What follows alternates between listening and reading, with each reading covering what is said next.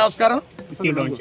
ఈరోజు north star golden valley site on construction inspection కోసం నేను భవన నిర్మాణ కార్మికుల చైర్మన్ గారు కూడా రావడం జరిగింది.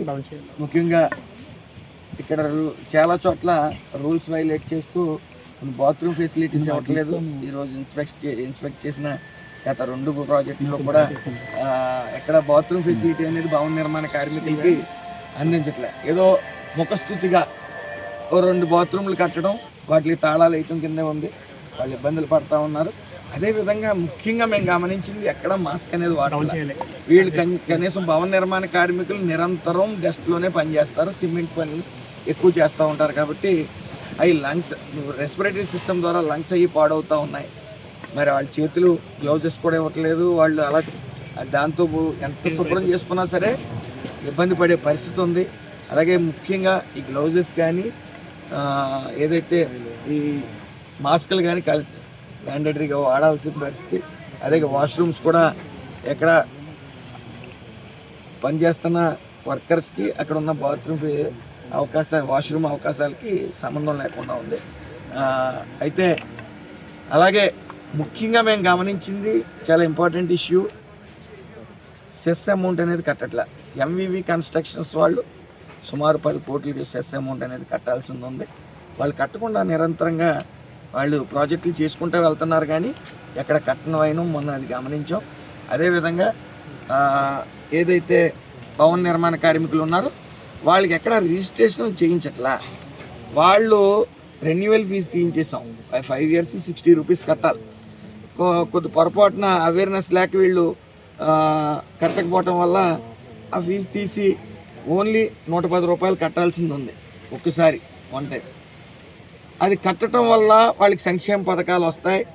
ఈరోజు మన్యశ్రీ ముఖ్యమంత్రి వర్యులు నారా చంద్రబాబు నాయుడు గారు, ఆయన ఒక నిరంతర కార్మికుల కష్టాలు తెలుసు కాబట్టి ఆయన వచ్చినన్ని ఈ మంచి ప్రభుత్వం వచ్చినట్టునే ఆయన వీళ్ళ జీవితాల్లో వెలుగు నింపారు. భవన నిర్మాణ కార్మికుల జీవితాల్లో వాళ్ళకి సంక్షేమ పథకాలు అందుబాటులోకి తీసుకురావడం జరిగింది.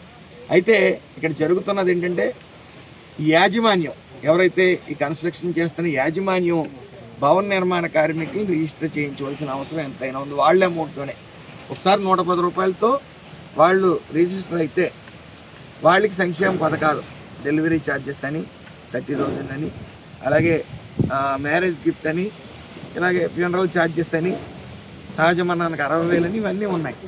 అవన్నీ సంక్షేమ పథకాలు అందుతాయి. వీళ్ళకి అవేర్నెస్ లేక వీళ్ళు కట్టించుకోవట్లేదు. అలాగే అదే బాధ్యత మా అధికారులకు కూడా ఉంది. అది ఇన్స్పెక్ట్ చేయవలసిన బాధ్యత ఈ యాజమాన్యానికి ఎంత ఉందో కట్టించవలసిన బాధ్యత వాళ్ళ శాలరీలోంచే 110 రూపాయలు తీసి ఒకసారి కడితే లైఫ్ టైం వాళ్ళకి కొత్తగా వచ్చిన లేబర్ కోడ్స్ ప్రకారం వాళ్ళకి, వాళ్ళ తల్లిదండ్రులకి, వాళ్ళ పిల్లలకి, ప్లస్ అత్తమామలకి, కొత్తగా అత్తమామలు కూడా యాడ్ చేశారు. సో 6 మెంబర్స్ కవర్ అవుతారు, 6 to 7 మెంబర్స్ కవర్ అవుతారు. సో అవన్నీ ఖచ్చితంగా చేయించవలసిన బాధ్యత వీళ్ళకి ఉంది. అలాగే భవన నిర్మాణ కార్మికుల్లో చేసిన తర్వాత రిజిస్టర్ అయిన తర్వాత వీళ్ళు చేసుకోవాలి.